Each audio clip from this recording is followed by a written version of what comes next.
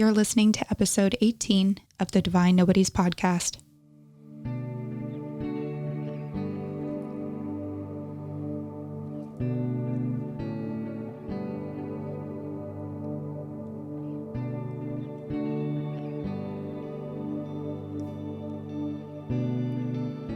Episode 18. When you say it like that, Jen. I know, right? I know. It's been a while. Good afternoon. Good evening. It's afternoon time somewhere. It's somewhere. Yeah, welcome back, friends. This is Eric with the Divine Nobodies podcast. I'm joined by my trusty sidekick, Jennifer Lynn. How you doing, Jen? Doing well. How are you? Doing good. Welcome back. Yeah. Welcome back. Jen took a trip around the universe. I did. And she's back to tell the story.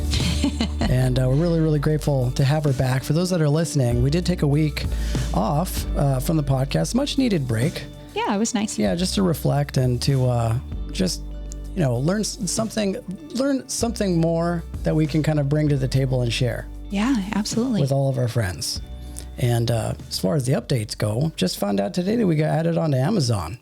Yeah, that's awesome. Isn't that awesome? Yeah, super awesome. Yeah, so everybody that's listening, if you guys are using at least one of those different platforms, we're on Spotify now, we're on Amazon, iHeartRadio, and Apple Podcasts. And then, of course, we're still doing the YouTube thing. So chances are, if you put our name in the search bar, you might end up finding our show. You know what I mean? Slowly, we're everywhere. Yeah. Slowly taking over the world. So it's good to be back. We did take a week off. It's good. It's good to be sitting here in this space. We had Tyler was the last episode that we did. Yeah, Tyler was awesome. If you didn't listen to Tyler's episode, it's a must listen. She super informative. I learned a lot about tarot that I never knew. That's true. And she did stay with us just offline after the episode and was just really, really gracious enough to give me and Jen both a reading. Yeah, that was cool. It was one of the most just really in-depth looks at pretty much my life up until this point. And a lot of the information that she shared was really, really useful. And it was for you too, right? Yeah, it was. She told me that something that kind of took me by surprise. Yeah. She said that I am supposed to be a medium. And and that kind of blew me away. I was like, wait, what? Yeah. You're the last person. All of us already kind of knew that, you know. It was just a matter of time until you hopped on the boat and got yourself some tarot cards. Yeah. You know, that was pretty eye-opening. And that thought has never even occurred to me, you know, Really? with all the spiritual activity in my house. Yeah. I just thought that, I don't know. I didn't know what I thought. Didn't really think much about it other than, you know, maybe it was the land or a vortex that was nearby or what have you. But apparently it was me. It's time. Yeah, it's time. You know, I bought this book, a really good book, actually, in our time across the universe, driving to Texas, which was crazy. That was a long ass drive, and a Tesla with 3 dogs. So that's a whole nother. You had Sancho and the dogs with you. Yeah, we had all 3 dogs with us. So by the time we got there, it smelled like dog. Oh, yeah, it was. But you guys had like a really amazing set list and playlist.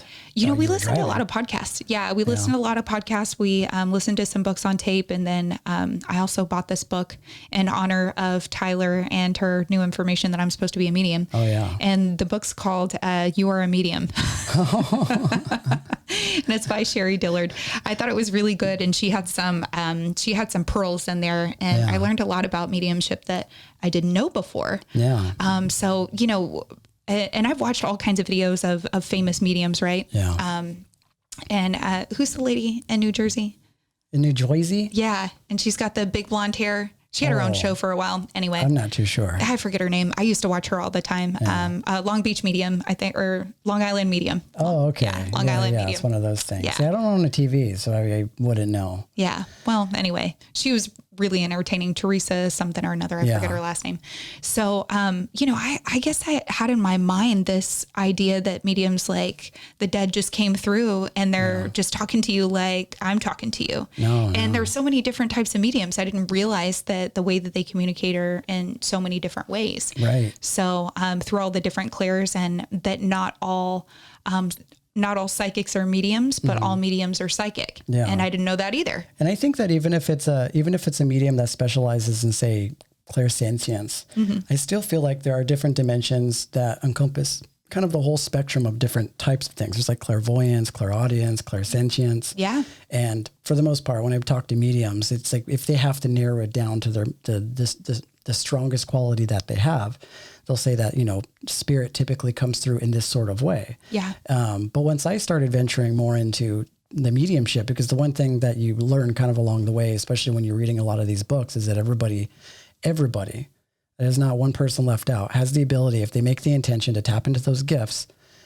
can access that. Can do it. Yeah. Right. Like the Akashic Records. Exactly. Same Like the Akashic Records. It takes a certain amount of intention and training to do it. And of course you want to do it in the safest and the most mindful way. But, for me, one thing that I realized, I didn't have a context for what I was experiencing growing up. And a lot of what I resonate with is sound. Mm-hmm. And that encompasses hearing the vibration of people's voices when they talk to me. Right. There's always this sort of empathic ability that I have in order to get a feel for where that person's coming from based off of not even just the content of what they're talking about, but the tone, the way that the air passes through, you know, their throat, you know?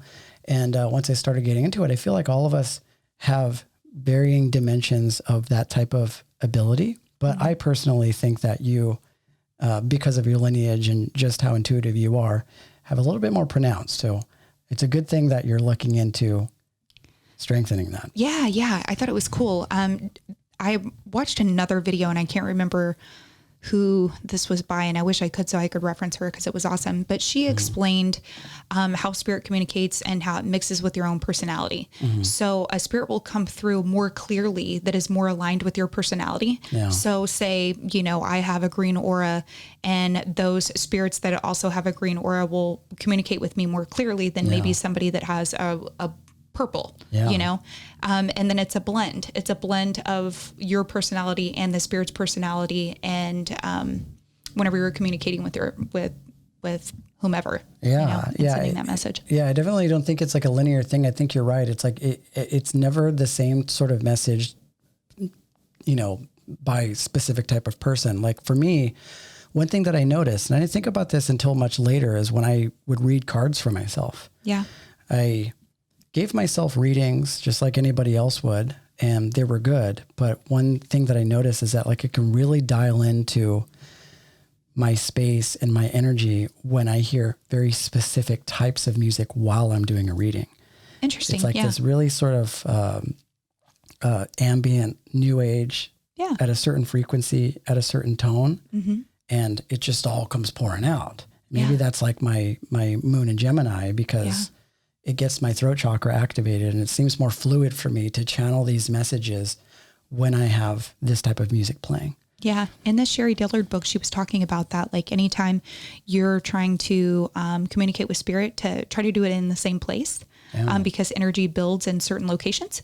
So if you're sitting in the same place in the same chair, and you have some kind of like mantra, I guess, that you do. So for you, this is your music. And there's this other famous psychic or famous medium, and he scribbles. So that's kind of like his thing like to get the juices flowing. Kind of thing. Automatic writing. Yeah.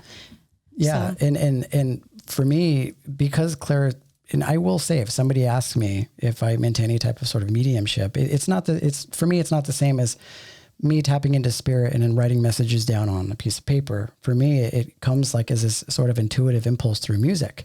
Yeah. And I'm a sound healer, and a lot of people, and a musician. Yeah. And a lot of people have asked me, well, where do you channel a lot of the sound, specifically in sound healing? Because it's much more intentional, and there aren't really words associated with it, but there's something about when people listen to these frequencies at 432 or 440, whatever it may be, that makes them feel a certain way. Right. And the reason why it feels a certain way is because it feels a certain way to me when I, draw in that message.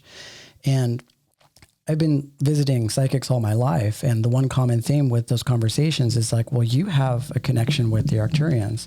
You have a connection with the Pleiadians. Yeah. And Arcturians, from what I've read, a lot of them are really big on using things like cymatic and frequencies in order to pass over information. Oh, that makes sense. So when I'm gaining inspiration for a lot of these sounds that I create through sound baths, I really do feel like I'm tapping into a different realm that is wanting me to convey this message through either my light language or through these frequencies that I'm making. Yeah. Kind of like when the Lemurians were communicating with you at Mount Shasta. Exactly. Yeah. Yeah. And they were using a lot of imagery too. And, wow. you know, it's an ongoing practice, you know, it's not something that I'm like gotten super proficient in, but it's something that I feel like as I get older and my life starts to unfold a little bit more, I'll start to access certain points in my consciousness that'll give me the ability to, you know, strengthen that a bit more. Yeah. You know, I think it's the same for you. If you think of the idea of mediumship and like your lineage and your family, what would you say would be your strength and how you receive information? I normally receive information through feeling, smelling, and sometimes seeing. Seeing less often, but every once in a while I will, I'll see something out of the corner of my eye or maybe like a slight apparition of something. But I can always feel it. If there's something in the room, I'll definitely feel it. All the hairs on my arm stand up. And smell is really common with me too. And odd smells, not like flowers and things like that, or like sulfur, like burnt toast. Just. Does it make you hungry when you smell it? Sometimes. I love toast too. And I love the smell of burnt toast. The smell of burnt toast. You know, a lot of people, when they make toast in the morning and they burn it, like, I don't know if I'm just one of those people. It's never really as burnt as people think. You can still eat it. You can still eat it. You know what I'm saying? Sometimes I'll just scrape off the burnt shit a little bit. And like I know people that have gone really hard on themselves for burning the toast. Yeah, and I'm not like, a big deal. Just the whole loaf is $1. Like it's cool. It'll be okay. Yeah, it throws them out of the flow state. And I've been actually reading a lot about Taoism just this last week. And about developing a practice to kind of remain in the flow state. Well, if you're studying the Tao Te Ching and you're studying the work of Lao Tzu, it's very similar to the practices that me and you kind of talk about through Hinduism and Buddhism and things like that. But I've been trying to really, really dial into the flow state, which is basically considered the middle way in Buddhism. Yeah. So I know people that are making and if I were going to kind of just put it plainly, the Tao it's not about how you make the toast. Yeah. It's just about making the toast. You know what I'm saying? Yeah. And so anyway, anybody that's listening, if you burn the toast on a Saturday morning, trust me, you're still good. You're still good. You know what I mean? That's okay. Yeah. You can always just try again too. Yep. Yeah. Anyway, so you were saying that you smell certain things. Yeah. I smell certain things, and that's really crazy to me because I don't have a good sense of smell, and I never have. Really? So I can't smell my own perfume. I can barely smell perfume, or even if it's really strong, BO, anything on anyone else. Yeah. So you're in good company with me if you stink. So because I won't be able to smell you. Yeah, but but it has to be strong enough for you to pick up at least what these spirits are trying to dish out, right? Yeah, it must be coming in a different frequency because I smell it in a different way. I smell it with my mind, if that makes sense. Yeah. So those that are listening, me and Jen, we talk a lot about this subject mainly because a lot of these type of things happen to Jen. And the way that I've always seen it, even from the very beginning, is that there are these multidimensional, and we haven't isolated specifically that it's just people that have passed away. I mean, there's a lot of different dimensions that exist in this space that we occupy. And for the most part, I mean, they seem to always gravitate towards you as if they want you to pay attention to them in some way. Yeah. You know, so I feel like it's a good time for that sort of path to illuminate itself because there's a lot of stuff that, especially now, that's been happening to you even recently since you came back from your trip, right? Yeah. Yeah, for sure. I mean, just the first night we were back, I had a picture get knocked off the wall. And this picture it's beautiful. It's some psychedelic art, and it's a mirror image. It was a gift from a friend, and it fell off the wall. And I have it mounted on the wall with 2 screws. And I went downstairs and both the screws were still intact. So it was literally like somebody just whacked it off. Yeah. So the spirit's like, this painting looks better on this wall, not this one. Yeah. So I did a little meditation and asked the pendulum if that was the dead trying to speak to me. And it said, yes. And I said, did they knock the picture off the wall so it'd go downstairs? No. And it said, yes, but my lazy ass stayed in bed. I didn't go downstairs. Jen hit the snooze button on the, I didn't go downstairs to check. I was like, I heard the crash and I was like, whatever it is, it's broken. Yeah. Well, next time.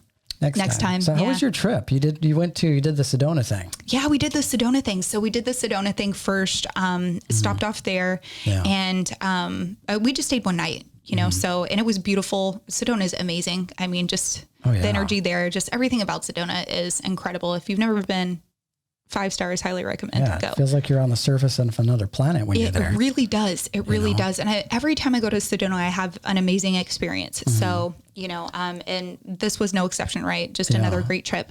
And I went to my favorite little crystal shop there and picked up these super, super cool tarot cards. It's the Starman Tarot. The Starman Tarot. And these have sort of like a David Bowie theme. Yeah, totally. So these are inspired by David Bowie. My dyslexia gets in David DeAngelis, I guess, was an artist that did a lot of personal artwork for Bowie. And after he died, he was really inspired to do this tarot card deck. So all of the art is from this artist. Yeah, and it is incredible. It is. I saw it. And the one thing that I really, really love about cards is when they have a lot of imagery on there. Yeah. So that you can really draw on your intuition out. Yeah. You know, and when I look at those cards, there's so much going on. So anytime you're pulling something, I feel like you will get the message that you need. So that's Starman Tarot. That's cool. Yeah. That's super really, really cool. Yeah. Yeah. And I thought it was really funny too, because the first card that I pulled out of that deck was the High Priestess, which is the same card that Tyler pulled for me. It was the first card that she pulled as well. I'm still tripping out over the reading that she gave me. I know, she was so awesome. You know, oh, I have chills just like talking about her. That was awesome. Yeah, really, really cool. So you went to Sedona. Yeah. So we went to Sedona and then we left there, went to Texas, did our thing in Texas, visiting the fam, doing the thing, and then came back. And on the way back, we stopped in Marfa. Do you know about Marfa, Texas? Marfa? Yeah. It's got that Prada, that art installation. That it's like picture. A little art town. Yeah, you sent me like a little text message. It was weird because it was like this Prada shop that was like out in the middle of nowhere. Yeah, it's out in the middle of nowhere. But it's like, what's to keep people from going in and breaking into it? That's a great question. Nobody ever has. There's just nobody there, pretty much. There's pretty much nobody there, but yeah, it's literally a fake Prada store in the middle of nowhere, and all the articles inside are Prada. They were donated by Prada for this art installation. It's not a real store, though. It's not a real store. Yeah. So Jen sent me this picture of this just solo Prada store in the middle of nowhere, and I was like, wow, Prada's all over the place. And it was just like, it was like an art installation. Yeah. I wonder who the artist was with that. You know, I forgot. I wrote his name down too. I feel like it was multiple people. I feel like I did get what he was trying to convey with the art, because there's something about, you normally when you see stores like that, you see it in like a more upscale area. It's easy to blend in with the environment. Right. But when you see like a store like that in the middle of nowhere, it was really, really surreal. There was something about it that made me sort of lose that magic for what it is. And all of a sudden Prada became just like everything else in the desert. Right. You know? Yeah. Marfa's a cool place. We stopped at this little hotel too, and it's a bunch of vintage RVs. Yeah. And they're just boondock. They're just parked, right? And you can camp in them, or you can bring a tent, and then they have like a little festival that they do every year. Yeah. But it was really sad. The whole town was pretty much closed down for COVID. And it's a small town. There's no hospital. So there were signs everywhere saying like, don't go into the town. You know, just if you're going to camp here, that's fine, but don't go into the town because we don't have a hospital. Yeah. So I thought that was kind of sad. Yeah, that is really sad. Because I've always wanted to go there. The whole town is just art. I mean, all over the place. It's really cool. Texas has been on the map for a lot of people recently. I mean, I don't know if I'm just hopping on the boat, but there's been a lot of people talking about Texas. I think because of what's going on in the world, a lot of people are leaving California. Yeah. And Texas, of course, they don't have a tax there for a lot of different other reasons. They have a really great nightlife. They have a lot less restrictions. Yeah. Joe Rogan podcast just moved there. Yeah. You know, and I actually know people that have left California to go live in those areas. Ron White moved there. Yeah, Ron White. Yeah, all those other people. So what is it like being there? Texas is great because people there are so friendly. Yeah. I mean, complete strangers are so nice, and people talk to you, hold the door for you. If you're broke down on the side of the road, every single person will stop and offer assistance. I mean, it's not like here where if you hold the door for someone, they think that you're going to like rob them. Yeah. You know, it's just different. The way that you connect with people, it's hot as fuck. Yeah. I mean, that holding the door situation is a bit tricky because, you know, I went into a Whole Foods a while back, and when you're walking into the store, you know, I want to be considerate of other people. So if somebody is coming up behind me and I have the opportunity to open the door for somebody, I'm going to do it. Yeah. Right. So this one time I was walking into Whole Foods, just all willy-nilly. Yeah. I just wanted to say willy-nilly. I love that. And I opened the door. That's such a Texas thing to say. All willy-nilly. I opened the door all cattywampus like, right? Like an Okie from a Skokie.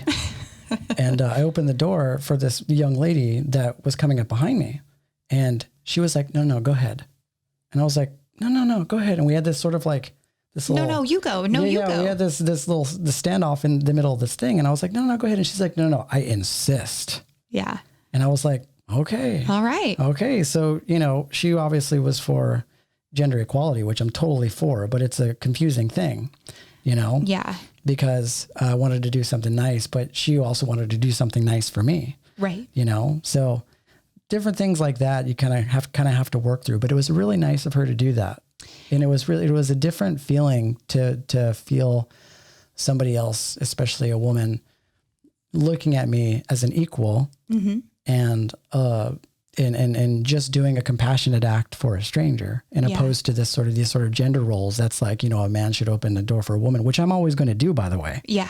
But it's not something that you typically see.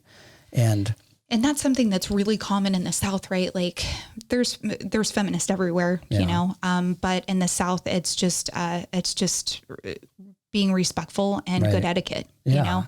It's not really seen as like, oh, you're less than me or helpless, so I'm going to open the door for you. That's not really what it's about. Right. But and that's some people take it that way. And that's the one thing that I respect about like really true feminism, which is you want to be on the same page with somebody, not just because they're a man or a woman, but just because they're equal in a human, the fact that they're a human being, you know. But, you know, of course, the opposite side of that is toxic femininity, which is, you know, women take on the stance of being a feminist because they hate men. Right. Right. But I didn't get that vibe from her. I didn't get this vibe of like, oh, no, you opening the door for me is like you saying that I'm not good enough or whatever. Yeah. She was really nice lady. Yeah. You know, but I'm sure in Texas, it's a little bit more straightforward. Yeah. Everyone's just across the border, just nice. Yeah. Everyone is just nice.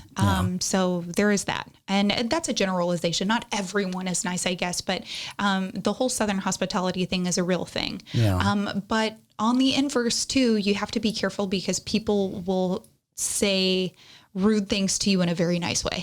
Oh, so you got to be careful of like kind of that passive aggressive kind of tone. You know, I guess. And I guess you can find that anywhere, but I think in contrast to that, I think LA and California is a bit more external and loud about those sort of things. A little bit more direct. Yeah. Yeah. A little bit more, because I respect this sort of tough love Southern vibe. Yeah. You know, like in the South, they'll say, oh, bless your heart. Oh, bless your heart, young child. Yeah. Oh, bless your heart. They'll say child without a D. They'll be young child. Yeah. And here they'll just say, you're an idiot. You know, which is the same thing, right? Yeah. Well, we just give them love and send them on their way. Right. You know what I mean? Yeah. So you're in Texas. So we stopped off at one of the Tesla chargers right outside of Marfa. Yeah. And we're there charging, and we saw a fucking UFO. Oh, that's right. You saw a UFO. Yeah. This is fucking crazy, you guys, because Jenn sent me the video of this UFO. Yeah.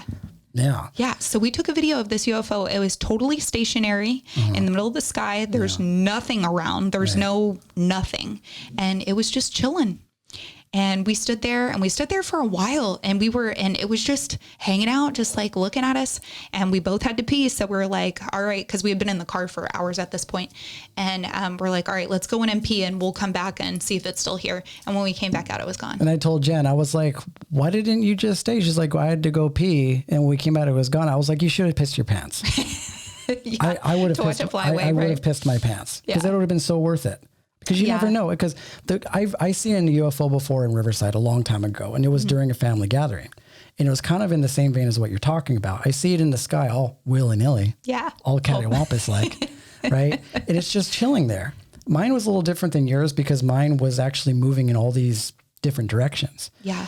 And I saw it. And I'm sure you felt this too. When you see it in the sky, it's almost like it's just you and that UFO. Oh, for sure. Right? Yeah. Because there's no other reason for it to be in the sky. Yeah. And it's just like you get this intuitive feeling, and maybe that could have just been your intuition. It was definitely mine. That was like, this thing knew that I was looking at it. Yeah. You know, it knew that I was there, and it knew that I saw it. Oh, for sure. Right. I mean, it definitely saw us with our phone out taking a video, Yeah. right? And then when you went inside to piss, it's like, you didn't, you know, it would just took off. Yeah. Just It took was off. like, you're not ready yet. Yeah, it was really weird because at first we're like, what is that? Yeah. And we stood there and we looked at it for a while and we're like, whoa, that's weird. And then I'm like, I think that's a fucking UFO. And Jeremy's like, yeah. It's like, yeah, I will give I'm Jeremy. pretty sure that's a UFO. I will give Jeremy props though, because he's probably his hand was more stable than any other person that I've seen recording videos of UFOs. Because you know, when you see those videos and it's just like, oh, it's a UFO and their hands are just rocking all over the place. It's hard to like focus. Yeah. Like Jeremy was just like, boom. Yeah. He even zoomed in on it. Yeah. You know, and I'm not one to say it. I'm learning from experience because I went inside too. I went inside because I was like, holy shit, somebody has to see this. Yeah. So I ran inside to go get somebody. I was like, there's a UFO outside. And when I ran outside, it was gone. Yeah. And people are like, well, UFOs aren't real. I mean, I think at this point in our society, in our sort of awareness and emotional intelligence, that for the most part, I feel like people accept the fact that aliens exist. But for the people that still don't, if you've seen a UFO, tell me how that they can move in the directions that they do. Yeah. I mean, aviation can't cover that. No. Like these things are like from, 0 to 1,000 in a split second. They either completely disappear, like they just pop out of this dimension, or they zip away in a different speed in all these different angles that you've never seen a helicopter or a plane drive in. Yeah. You I mean, know? if you don't believe in UFOs, the U.S. government admitted that we have UFOs, and it came out during COVID, so it was totally squashed and not covered on the media at all. That's but true. go ahead and Google it because it's out there. Yeah, it happened during when I think when the quarantine started and all this other all that shit was going on. Yeah, the right. protesting. And also another good reference is that Bob Lazar documentary. Did you see that? I saw Area 51. I didn't see the Bob Lazar, but I saw him on the Joe Rogan show. Shit. Oh man, you've got to this watch the guy. documentary. It's so good. Yeah, and a lot of people were saying that a lot of what he was saying wasn't true. It was a hoax, but they actually proved, people that have worked there, they had like this whole team that did research on his history. Because if you listen to Bob Lazar's story, I mean, it seems kind of out there. It does seem kind of out there. The fact that he has very specific details on how these crafts were made, what they look like, what they smell like inside, like he's got everything. Everything. And they did the research, and apparently what he was saying was true. And the element that element 115 that he discovered in the 80s before before that even came out. That's crazy. And so a few different things, and we talked about it before the podcast, that came up for me when Jenn sent me over this UFO, because there's a lot of theories as to like, okay, well, what exactly is a UFO? Is it an aircraft up there? But from a lot of stuff that I've read, but I want to kind of sort of wax poetic with you and see what your thoughts are. Yeah. So the question that comes up in my mind is, and probably lots of people, is like, well, if they're aliens, why don't they just come down and say what's up? Yeah. Like why wouldn't they just come down and hang out with us? Right. And there's actually a few different theories that I knew about, but I wanted to share with it on this podcast because I thought it was really interesting to talk about, which is zoo theory. Right. Okay. Tell me more. So the zoo theory is something that's pretty well known in the UFO community, which is that the reason why aliens don't come is because Earth was essentially created, according to this zoo theory, that Earth was either curated or was a known planet that, of course, they knew, contained animals and different other plant life, but that the aliens store us here. Either, I don't know if it's so much as because we've been bad or because we're out of control, which, that would definitely be true. That definitely makes sense. That would definitely be true, but that we are being contained here by the aliens and being watched under observation by them. Okay. Because we were at some point in our history maybe caused a ruckus on another planet, or we, were thought to them to be kind of violent. We could be obviously also the product of aliens and infusing DNA with, I want to say maybe primates. And they saw, the outcome of that work. And they're like, oh, human beings are crazy. Yeah. We're just going to drop them off here at this planet, and we're going to keep them here until they prove to us that they have evolved consciously. Yeah. And they're not going to intervene until we have done the work in order to arrive at the level of intelligence that they're at. Yeah. That's kind of like that solar flare theory, that whenever that there's going to be a huge solar flare, and that the people who are enlightened will ascend, and the rest of them will stay here on Earth. Yeah. So it's that kind of thing. But this isn't, it definitely sounds new agey, but this is actually being studied by, certain departments like SETI and like METI in the government. So a lot of these scientists and a lot of these people that research this, they say that that's a pretty valid argument. Yeah. That one, if we have de-evolved to the extent of, being the kind of chaotic species that we are, even if aliens came and showed up, they would probably blow our minds to the extent that, one, we'd have to completely reevaluate everything about life, which from my perspective is a good thing, right? Yeah, if alien came and even communicating with us, because if they speak telepathically and they've evolved to a much more advanced civilization, when they come down, they're not just going to sit and have a verbal conversation with you. Right. Like, they're going to be in front of you, and right away, you're more than likely going to pick them up on your sort of intuition, or they're going to somehow enter into your mind, right, and communicate with you that way. And there are a lot of people that aren't really prepared for that.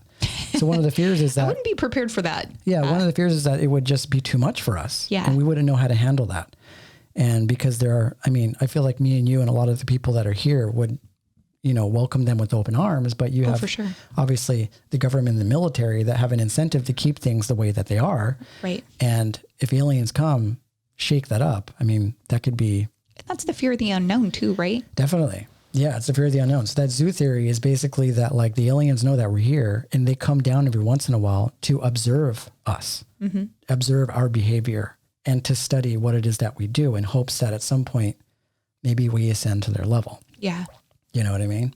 So that's like a pretty interesting thing. And there was actually this other book by this doctor. I was actually reading up about it yesterday. And one of the things that he talked about was the Fermi paradox, which is basically like, we live in a really, really old galaxy, and it's huge, but there's no life here. And of course they said that would be definitely sort of a waste of space for that to happen. So there has to be life out there somewhere. But what this doctor was saying was how we actually may very well be aliens. And this is something that I ascribe to too, because it makes sense. And the reason why, and I don't agree with everything that this doctor was saying. I wish actually I can pull it up because I have it. It was Dr. Silver. I'll get the name somewhere else. But so he was saying this is the reason why we know that we're not from this planet is because of all these different ailments that happen to us, right? It's like human beings. If you compare us to any other animal in nature, we have the most problems. Yeah. You don't have diabetic like horses and animals sort of wandering about. You don't have animals have health problems, but I feel like it's as a result of the environment that we create for them. Yeah. But it's the fact that when we take our position in nature and compare it to everything else, we seem to have all these problems where other animals don't. Right. Right. Like we can't be in the sun for too long. Like he says that we have all of these health issues. And the reason why is because apparently we're not from this earth. But my other thought is, well, we have all these health issues because of where we've brought our society. Yeah. Because of diet, because of the environment, because of everything like that. Diet and environment for sure. Yeah. Because you have indigenous tribes in like the Amazon that are doing just fine. Yeah. So I think it's just a question of consciousness and emotional intelligence and getting rid of the idea that we need all these different things in order to be who we are. Because obviously those indigenous tribes, they get by with very little and they're very happy. But I think because we have an overabundance of everything, we've kind of tread into some dangerous waters. Right. Yeah, agreed. Yeah. So what this, another thing that I actually read was that this company, it was this nonprofit called Messaging Extraterrestrial Intelligence. It was an acronym. It's called METI. Oh. And this is a department that sends information into space. It's their version of trying to communicate with aliens, and they'll send all this crazy shit into space in hopes that the aliens will pick it up and either send a signal back or give us some sort of idea that like we know that they're there. Right. So they sent like this whole package. I don't know exactly how they sent it, but they said that they sent sounds of nature into space. Oh. They sent Chuck Berry songs. What? Why Chuck Berry? I don't know. Maybe it's just like really American. Like I don't get it. I don't get the Chuck Berry thing. That. It's like you evolve with the times. Yeah. The same way I feel like about shit like this is like the same reason why, I mean, I don't listen to the radio, but it's like when you listen to 106.7 like K-Rock on the radio, like they're still playing shit from like 10 years ago. Yeah. And then when you see like KRS 101 or like a lot of these like classic rock stations, at what point does something become classic rock? Right. So in the 90s, when me and you listened to... The 90s is like starting to be considered classic rock now. Exactly. But these radio stations aren't going to consider that classic rock what it should be. Right.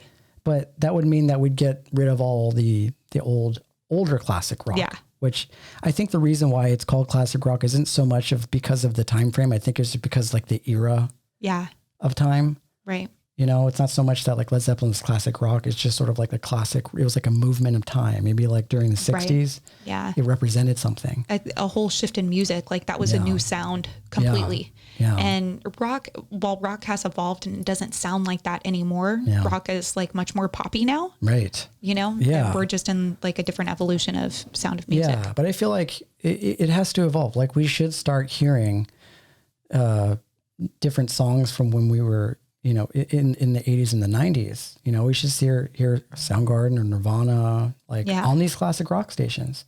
Why not do it? Yeah. So anyways, as it pertains to this though, like send something more relevant. You know, Chuck Berry. I mean, there are people that like Chuck Berry, but if I were an alien and I heard Chuck Berry, I was like, oh, no, I'm more of an EDM guy. I'm going to go to a different planet. Right. You know what I'm saying? We're at the wrong planet, guys. If they're not for me. Playing Chuck Berry. So they sent a Chuck Berry song. They sent a speech by Jimmy Carter. Okay. Which is one of our presidents. Yeah. Right. And I mean, I'm not the most political person, but why Jimmy Carter? Why not? If you're going to choose anybody, and I'm only saying this because he seems like a pretty swell guy, put like a Kennedy speech in there. Right. You know? Somebody more famous. Yeah. Yeah. Somebody more famous. So they did a Jimmy Carter speech, some Morse code. You got to throw some Morse code in there. Of course. Yeah. So, cause that makes us look like we know what we're talking about. And then Beethoven and Mozart. Okay. All right. That makes sense. That makes sense to me, right? Yeah. Because I feel like that's such a universal sort of language because of their instruments. Yeah. And they're obviously, they're not fake. These are hardwired instruments that create a very specific type of frequency. So at least if I were an alien and I heard some Mozart, I'd be like, okay, we might put it in the GPS. Yeah. And we didn't put any gongs in there. Yeah. I mean, they're tuned to the frequency of planets. Like, yeah. If I got Beethoven and Mozart, I'd be like, okay, let's put it in the GPS and we might think about going there. Right. You know what I'm saying? So I would have, you're right. They didn't put any gongs or any sort of like sound healing type of stuff. Okay. Well, we need to send them an email. Yeah. We'll go outside and we'll slingshot some shit into space and then but you know what? That's obviously a very sort of antiquated, I'm sure it's effective, but I mean, we're sending radio signals into space all day long and we probably all the fucking time. It, right? Yeah. Just like we're sending radio signals into the Akashic Records, you know? So they sent Beethoven and Mozart and, get this. This is actually really hilarious. You'll find this funny. They wanted to send the Beatles. Okay. But AMI, the record company, didn't allow them to do it. Get out of here. The universe didn't have the access and copyrights to. Sorry, universe, not today. Yeah. It's like, hey, if you're going to send the universe some Beatles songs, they have to pay the royalties. Yeah, we need. Because, it's going to go out into the ether. Yeah, it's going to go out into the ether. It's not going to come back. Oh my God. They're afraid that the aliens are going to do cover songs on like Venus and gain all type of. Can't have that. Popularity. Yeah, I can't have an alien version of the Beatles. You can't. No can do. I mean, I feel like they could. Yeah. Unless. They probably already did. Unless the Beatles are aliens. Unless that. It's like, why would I send alien music into an alien sort of territory. They're going to be like, yeah, of course we made that. Yeah. You know? So they couldn't send the Beatles, which I thought was hilarious. That's funny. Right? That's funny. Those fucking record companies. I know. What a scam. And, you know, I think we're in the era now where I'm kind of like, I'm happy now because obviously the record companies are struggling because we have artists that are kind of taking their sovereignty in their own hands and they're putting out their own records. Yeah. So, yeah. I love it. It's good, right? It's good. Down with the record companies. Okay, so AIM, I wouldn't allow it. And so they're sending all this information into space in hopes that the aliens will send a signal back. Okay. And have they received anything back yet? No, but they said that 2020 could be the time it happens. I mean, a lot of shit has happened. I mean, it could be the time, and there's a lot of expectation about what's going to go happen in December 2020. There's even people that are saying like, hey, the whole Mayan calendar thing, the whole December 21st, 2012, they got the numbers wrong. They said it was supposed to be the 2020, which, you know, it's always going to be something. It's always something. Every year it's something. Yeah. Yeah. Every year it's always something. Yeah. Every year. This is the year the world's going to end. Yeah. We messed this up. No, it's that. It's actually this. I mean. Yeah. Yeah. Yeah. But yeah, so I thought that was really interesting about the aliens. And I was watching Gaia TV the other day, and this kind of goes along the lines of something that I read in a book by Drumville Melchizedek. You say that shit. Like, I wonder what it's like to give that name to somebody at Starbucks. Yeah. While you're trying to get your chai latte. Or over the phone on customer service. They're like, what? Can you spell that? It's like, what's your name? It's like, what do you order? I'm like, I'm going to get a chai latte, soy chai latte. And it's like, what's your name? I'm like, Drumville Melchizedek. You know, they fuck it up every single time. Oh, for sure. You know what I mean? And he gets it back and it's like Stacy. It's like some random name. Yeah. This guy's not, I'm not going to fuck around with this. I'm just going to give him a regular ass name, just like everybody else. Anyway, so this guy named Drumville Melchizedek wrote this book called The Flower of Life. Mm-hmm. And it's a really, really amazing book. You should definitely check it. I actually have it. I have a bunch of books I need to give to you to read because we talk about a lot of these books on podcast. I mean, I've read a couple of them. The Barbara Marciniak book. Yeah. Bringers of the Dawn. Yeah. Yeah. Bringers of the Dawn. And he has this in this book, this meditation called like this heart meditation. Mm-hmm. And Drumville Melchizedek believed that human being has this Merkaba field mm-hmm. in and around the proximity of where they exist. Mm-hmm. And we have the ability to access it and spin it so fast that it turns into a light vehicle, right? And they consider that sort of like the light body. Yeah. So the whole theory behind this Merkaba meditation is that you want to get different sides of the Merkaba spinning in opposite directions. And if you do it fast enough, you'll essentially just disappear out of this realm, end up somewhere else in this light vehicle flying through space. I imagine like that people do with astral projection. Okay. And I saw this thing on Gaia TV, and forget the guy that was talking about it, but he was talking about like UFOs. I'm sure there are spacecrafts that we see that are UFOs, but he's saying that human beings also, in these other dimensions, that are these aliens come to our planet in these light vehicles. Mm-hmm. So what you're seeing when you're seeing just kind of like the video that you showed me, it's just mm-hmm. like, it looks like a ball of light. Yeah. It just looks white. It doesn't look like a vehicle. He's saying that it's the Merkaba spinning so fast. Oh, interesting. So you're not really seeing a vehicle. You're seeing like a being, like essentially like vibrating so quickly mm-hmm. that it's somehow able to navigate through our space. Interesting. Yeah. And I read something other too. I got real deep into this alien shit, Jen, because I was really inspired by your video about the aliens. They could be us from the future. That I've read a lot about that and I've watched a lot of YouTube videos about time travelers too. Yeah. So yeah, there's some good ones. There's some good ones out there. Just YouTube time travelers. Do you have any good ones?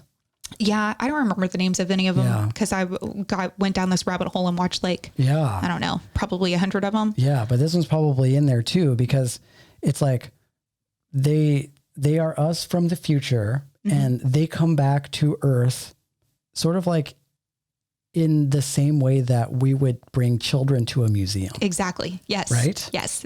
Yes. My favorite time traveler, that's what he was saying. And he was like, saying? oh, in the future, like there's not as far as like style and fashion, people wear mostly black and white and gray, like really neutral colors.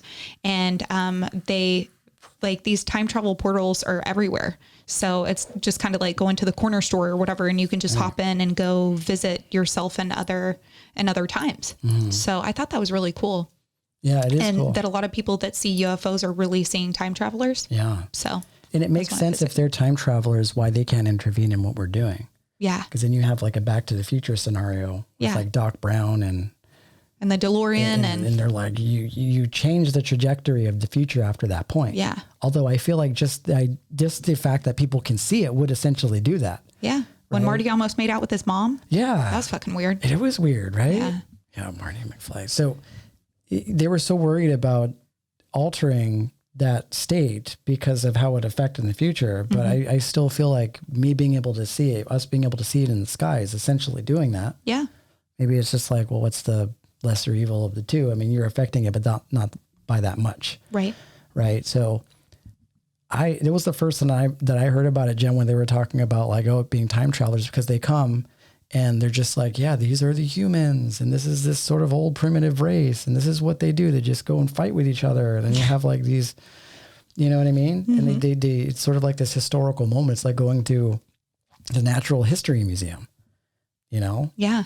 Yeah. So yeah, there was this time traveler on YouTube, and they did a lie detector test on him. So I actually like hooked him up, and his face is blurred out because he doesn't want his identity known. But it's the same guy, and it's like multiple videos, and he's passing these lie detector tests. So yeah, something to it. Wow. Yeah. That's crazy. I mean, I feel like we're in a time, especially now because we're in the information age, where we're starting to receive a lot of information that we didn't have access to before. Right. Yeah. And even though scientists are saying like 2020, there's going to be some sort of full disclosure that happens, whether or not it be through humans or whether or not it come from the stars. Right. But I feel like we're ready for it.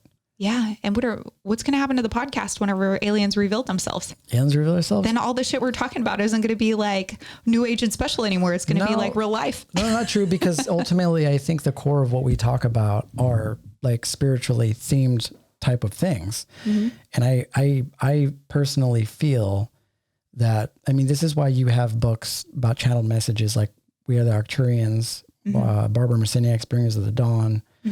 Why you have a lot of these mediums, these psychics that you can even find on YouTube now or on Instagram that are channeling these multidimensional aliens to deliver a certain type of message to their people. And I don't think that it ever stops. Because if the aliens came, I don't think that the point would be to save us from ourselves.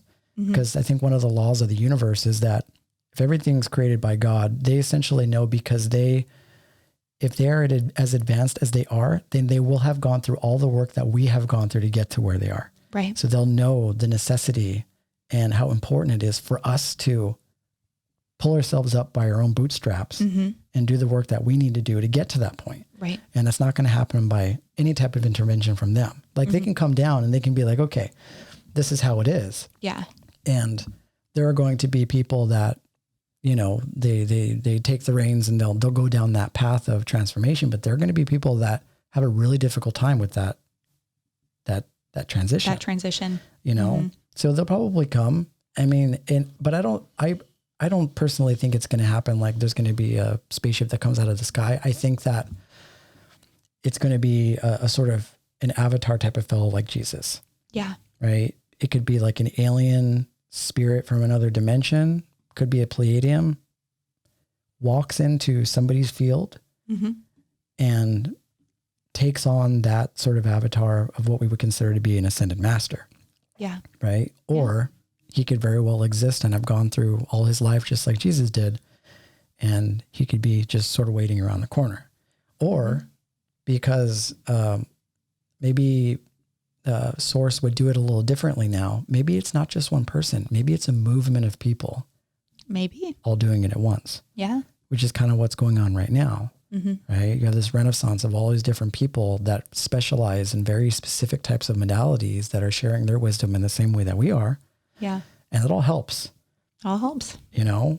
It all helps raise the vibration of the universe. Yeah. So I don't think it'll ever stop. I think that we'll constantly get new information, and we'll constantly be here to just be a light for the people that are willing to listen and people that are ready to take on that type of information. Right. Because essentially at the end of the day, me and you are also still learning too. Oh yeah. You know, and this has been a practice for me and Jenn too. So we're always learning. And if there are aliens, even ones that are listening right now, send us an email. Send us an email. It's divine-nobodies divine-nobodies podcast at gmail.com. There you go. Right? Yeah. There you go. Send us an email. If you want to be a guest on the show, let us know. They're like, I already knew that shit. I read your mind.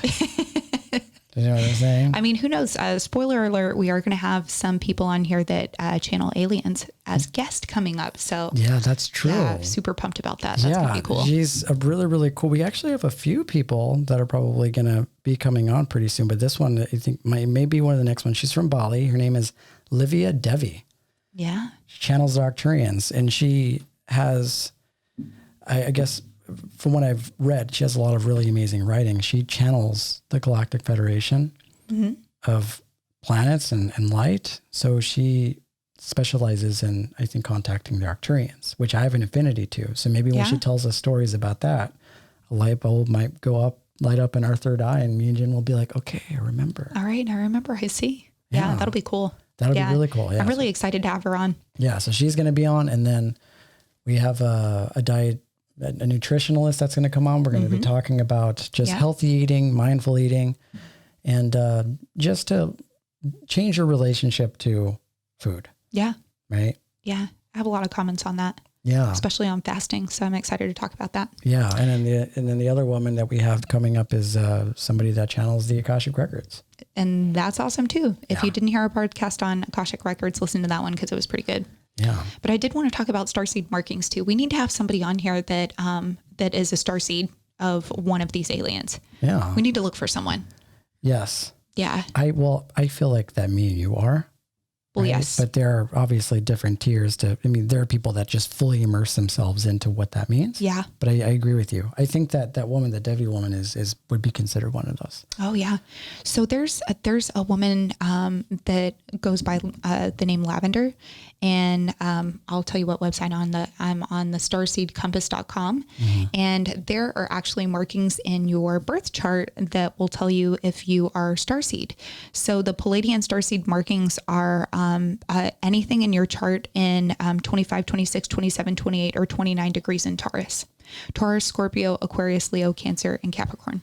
So if you have any of those degrees in your chart anywhere, then those are starseed markings.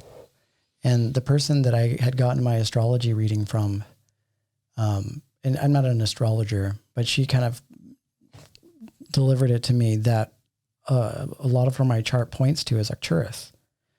Interesting. Right? And that's how she made the sort of distinction that I had infinity with Arcturians. Yeah. And I was reading something the other day because you got me really thinking about the mediumship thing, because I know it's something that you've been studying, is Edgar Cayce. And I know that we talk a lot about him. Yeah. He wasn't an astrologer, but the one thing that I found really interesting about what he said is he used astrology a lot in his readings, but not to talk about your current timeline and not to talk about your future. What Edgar Cayce believed is that your astrology, like if you run your chart right now and you look at where your planets are aligned, like mine would be Venus, my rising Gemini, your rising Gemini, you're an Aquarius, I'm a Libra, that signifies what your past life was. Ah, interesting. That's what Edgar Cayce thinks. Okay. So that makes sense. A lot of the qualities that you inherit come from that past life. So do you want to hear some Arcturian traits? Some starseed traits? Oh, yes. Yeah, I just pulled them up. There's some good ones. And actually, I think that you have a lot of these. So I feel like the black sheep in their family are drawn to the night sky, astronomy, and aliens. Well, obviously, here we are talking about them. Yeah, you see my newest post on Instagram. Yeah, that was a good one. That's a night sky post. That's a night sky post. It is. I said one day you will find someone that will look at you the same way they look at stars. Ah, love it. That's that Libra inside of me. Yeah, that's a good one. Oh, Oh, Starry-eyed. I love that mushy shit. Yeah. They don't understand social hierarchy. They tend to have lower blood pressure and lower body temperature. So a lot of millennials probably are Arcturians because yeah. they don't like authority figures either. Yeah, that's true. You said blood pressure? Yeah, they tend to have lower blood pressure and lower body temperature, which that is also me. I have always had really low blood pressure, low body temperature, and I'm O negative blood. So Type O negative? Type O negative. Did you listen to Type O negative? I did. Yeah. I actually went, that was my first concert, was with my dad, and we went to Type O negative in Pantera. And that was my very first concert. I love you today. He has such like a unique voice. Yeah. That guy. Totally. Yeah. Yeah. Type O negative. Yeah. And that was like a blast from the past. I know, right? So it's too much green though for me. Yeah. For my taste. Yeah, for sure. Okay. So drawn to the paranormal and metaphysics. Also, here we are. Yeah. Drawn to sacred geometry, ley lines, and ancient civilizations. This is something about that sacred geometry. I know. You know what I'm saying? Yeah. You look at it and you just feel like you're getting all of these different downloads of information. Oh man, it's so awesome. And it's being stored in there somewhere. It's communicating to some level of your DNA. Oh, for sure. And it's being activated for sure. Yeah. So drawn to fundamental sciences like quantum physics, hold their opinions strongly, good at planning, organizing, and building, interested in advanced technology, science, and mathematics, maybe interested in building, designing, and planning. Well, I'm terrible at math though. I am too. You know? Yeah, that's not my thing. Yeah. Maybe that was we got some of his girlfriend's DNA. Oh, for sure. His Pleiadian girlfriend's DNA. Now, this is a cool one. May see colorful geometric patterns when they close their eyes. I always do. Yes, absolutely. Yeah. Do you, I've been going through this all my life, but I didn't know that it was seeing energy until way later in life. Have you ever done that thing where like they have exercises on YouTube that you can find where it's like, well, how do you see energy? They have different practices that you can use. It's one, you can stare at a white wall, right? And if you stare at a white wall long enough, you'll start to see pretty much the fabric of space between you and this wall. And it gives you the ability to see sort of this energy dancing around. Yeah. Right. And then there's this other one, which I pretty much used for most of my life and didn't even know it, is that like you look into the blueness of the sky. Yeah. So it's a solid color. Yeah. Right. That makes sense. So it's like a certain point where like you're looking at a wall or you're looking into the blueness of the sky. I mean, given the sun's not there, so you don't burn your eyes, but you your eyes cross a little bit. And then once they cross, you start to see these little tiny, they almost look like little amoebas or particles. They're not the vitreous humor in the eye. Yeah. It's not that, but they're moving like this. Yeah. And they're moving in like this very specific type of way. In a specific pattern. Yeah. And that's energy. Yeah. Oh, interesting. Yeah. I never knew that. That's energy.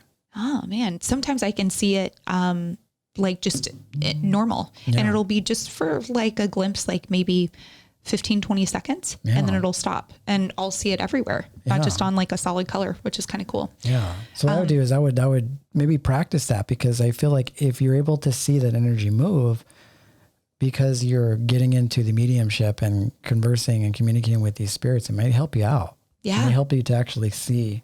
Oh man, I've got a long way to go. I've got a long way to go. This is going to be a topic of conversation on the podcast for a while. Yeah. So this one is totally you. Maybe a gifted musician or scientist. Scientist. Yeah. Oh, well, I mean, I've worked at NASA before. Yeah. I wasn't a scientist, but I hung out with a lot of cool people that told me a lot about aliens. Yeah.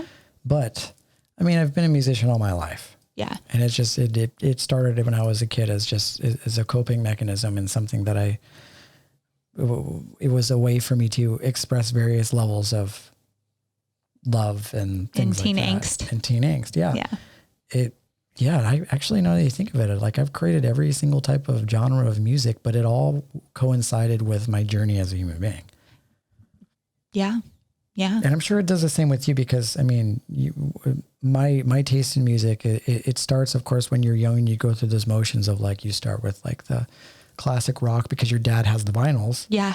And then you move into like the metal, and that's when you start to be a little bit more dark and a little gothic and you know, like you're starting to realize that the world isn't the way that your parents told you it was when you were a kid, and you want some outlet to kind of get that out. And then you move into other things. Ska and punk rock and something a little softer, because you're starting to get it. It's like you're starting to get your bearings on life. Yeah. And all of a sudden, like ultimately, like right now I ended in sound healing and new age healing ethereal music. Yeah. Which is beautiful. Yeah, it's beautiful. Yeah.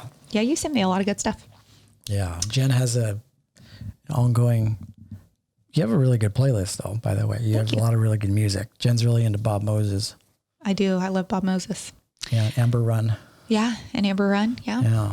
See, I like that Trevor Hall and Odessa and Porter Robinson, a lot of the EDM stuff, you know, but I also like a lot of like Deadova and Minako Medicine for the People. Just anything that has, like a loving sort of vibe to it. Something that makes you feel good. Yeah. Feel good music. And Florent Garcia. Oh, Florent Garcia. What? Yeah. Florent Garcia, there's a lot of people that know about him, but if anybody that's listening, you guys want to hear a really good song. And I told Jenn, this was like one of my top 5 best songs this year. Yeah. A guy named Florent Garcia. He doesn't even have an album out, I don't think. I don't think so either. And that song that we're talking about was actually just recorded live on a YouTube video, but it's a artist called Florent Garcia, and the song's called Loon. Loon. Lune. That's the jam.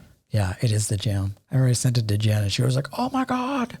I was blown away. I love it. So these last 4 are 100% you. Okay. Yeah. So strong memories, extremely empathic, very sensitive to sounds, lights, smells, and chemicals. Oh, yeah. And likes to ask deep philosophical questions, which that is so you. Oh. Yeah. Someone's got to do it. Somebody's got to do it. Yeah. Someone's got to ask those questions. You're the guy at the party. Everybody's having a good time and getting loud and getting a little loose. And you're like, I'd like you to tell me about your childhood traumas. Oh, you're trying this one. It's like, I'm in the corner asking the dog those questions. I'm like, hey, talk to me about what kind of dog food you're eating. Do you like that? It's the same shit every day. It's the same shit every day. You know what's funny thing about dogs is anybody that has a dog, and I don't actually have a dog, but I grew up around a lot of dogs, a lot of small animals. So you have a lot of small animals, right? Yeah, I have small animals. So when you're eating at a dinner table, you probably do that thing where it's like, the animals come and beg for food. And you're like, no, you don't feed them from the table. I mean, some people do, but I started really thinking about it. Like dogs are pack animals. Yeah. Right? They ascend from wolves, and those sort of traits carry along with them no matter how much you domesticate them. So when you eat, they consider you pretty much their master. Like you're the leader of the pack. Yeah. If you eat, they think it's time to eat. They think it's time to eat. Because when you're in a wolf pack, they all share. Yeah. Right? So it's like you're eating and then you kind of just have to give. But the alpha eats first and then they share with the pack. So it's like, basically I'm saying, don't do it all the time, but it makes sense to feed the dogs. It does make sense. During the time that you're eating. We always do. And that's why they beg. I mean, it's really bad. Yeah. Our dogs have no discipline. Yeah. But, Biggie, he was a complete nightmare. He was like the worst dog. He had every bad trait that a dog could have in the whole world. Like he would beg, he would run, he would bite, he would charge at your face. He was super unpredictable. Yeah. He ate his own shit.